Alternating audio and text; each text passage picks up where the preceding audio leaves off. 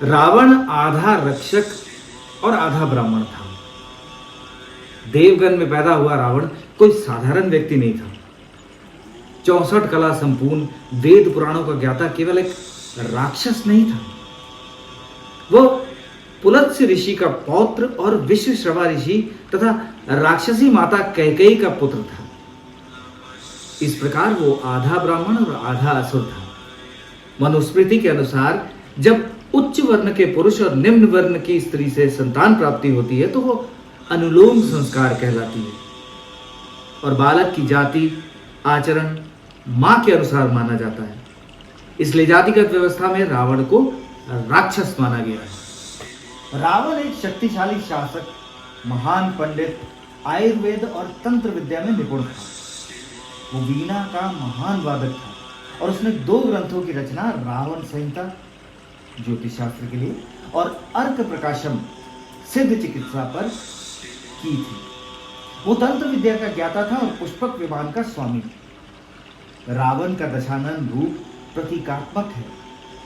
जब उसने नर्मदा नदी के तट पर भगवान शिव को प्रसन्न करने के लिए कठोर तप किया तो हर बार अपना सिर काटकर अर्पण किया। प्रत्येक बार वो सिर अपनी वापस जगह पर आ जाता और यह प्रक्रिया 10 बार दोहराई गई।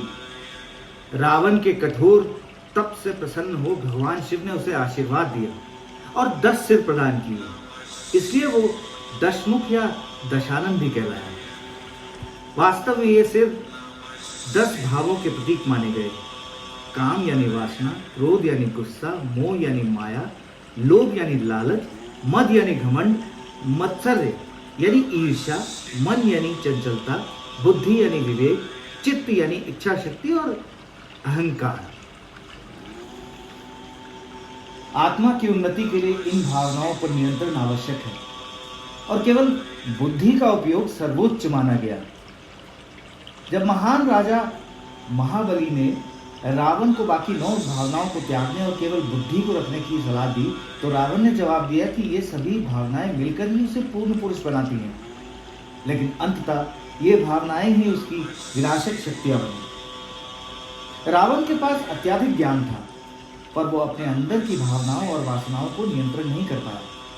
माता सीता का अपहरण कर रावण ने ऐसा कृत्य किया जिससे न केवल उसकी मृत्यु बल्कि पूरे लंका के विनाश की नींव रख दी गई।